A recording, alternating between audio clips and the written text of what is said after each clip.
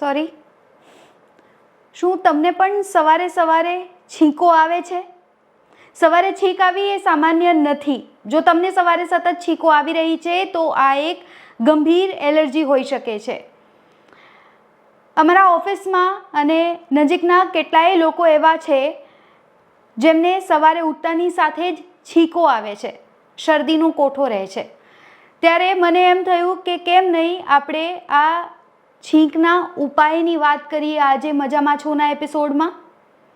તમને પણ છીંકો આવતી હશે અને આમાં ભારત દેશમાં તો પોલ્યુશનના કારણે મેક્સિમમ લોકો છે એ એલર્જીથી પીડાઈ રહ્યા છે.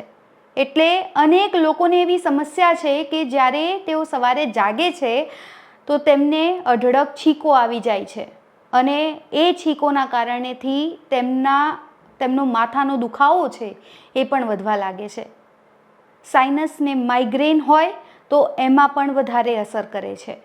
જો તમારી સાથે પણ આવું થઈ રહ્યું છે તો પ્રયત્ન કરો કે તમે આ ગંભીર બીમારીને ઓળખીને તેની સારવાર શરૂ કરી દો. ઘણા લોકોને સવારે પથારીમાંથી ઉઠતા જ છીંકો આવવાની સમસ્યા રહે છે, તેથી તેમને માથામાં પણ દુખાવો થાય છે. નાક સાફ ન રહેવું પણ છીંક આવવાનું કારણ બને છે. ત્યારે મજામાં છોના આ એપિસોડમાં વાત કરવાની છે દાદીમાના અનેક નુસ્ખાની, જેનાથી તમારી છીંકો ઓછી થઈ શકે છે.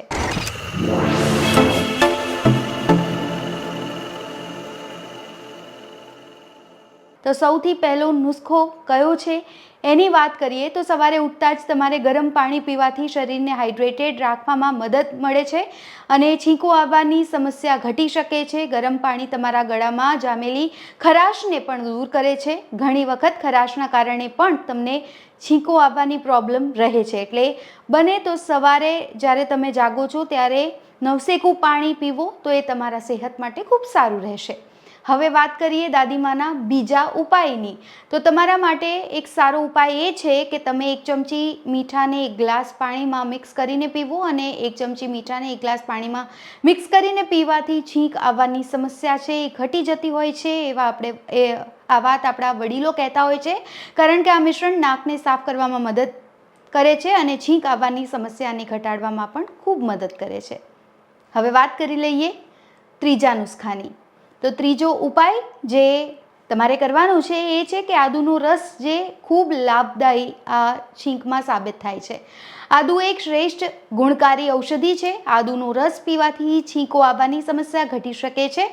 આદુમાં એન્ટી ઇન્ફ્લેમેટરી ગુણ હોય છે જે નાકને સાફ કરવામાં મદદ કરે છે. તેનાથી પ્રયત્ન કરો કે તમે આદુના રસનું સતત સેવન કરો અને આદુ પીવો તો એ તમારી છીંકને આવતા રોકી શકે છે અને કંટ્રોલ પણ કરી શકે છે.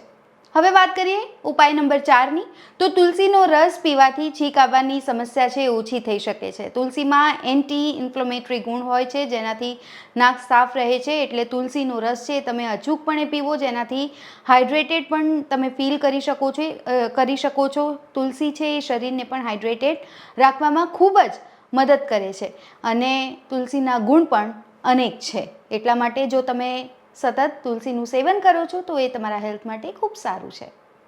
તો આ હતા દાદીમાના નુસ્ખા. જો તમે આ ટ્રાય કરો છો તો તમારા માટે પણ ખૂબ જ ફાયદાકારક આ સાબિત થઈ શકે છે. આપણા વડીલો પણ હંમેશાથી આ તમામ વસ્તુઓ છે એનું સેવન કરવાનું કહેતા હોય છે અને શરદીમાં તો આપણે ખાસ આનું સેવન કરીએ તો ખૂબ જ આપણા માટે જ ફાયદારૂપ છે. શિયાળાની ઋતુમાં પણ આદુનો ઉપયોગ છે એ વધારે લોકો કરતા હોય છે, કારણ કે એ થોડી ગરમી પણ પહોંચાડે છે અને એના કારણે શરીર છે હાઇડ્રેટેડ રહે છે. જો આ તમામ નુસ્ખાઓમાંથી તમે કોઈ પણ નુસ્ખો ટ્રાય કરો છો અને તમને મજા આવે છે, સરસ લાગે છે, તમારું સ્વાસ્થ્ય સારું થાય છે તો અમને કમેન્ટ બોક્સમાં ચોક્કસ જાણ કરજો. આ સાથે જ આપના અભિપ્રાયો પણ મારી સાથે શેર કરી શકો છો. આના સિવાય પણ જો તમે કોઈ ઉપાય છે, કોઈ જાદુઈ ઉપાય ટ્રાય કરતા હો તો આપ એ પણ અમને કમેન્ટ બોક્સમાં જાણ કરી શકો છો. અત્યારે મજામાં છોમાં આટલું જ. ફરી મળીશું નવી અપડેટ્સ સાથે, નવી માહિતી સાથે. ત્યાર સુધી મને એટલે કે સૌમ્યાને આપશો રજા. નમસ્કાર.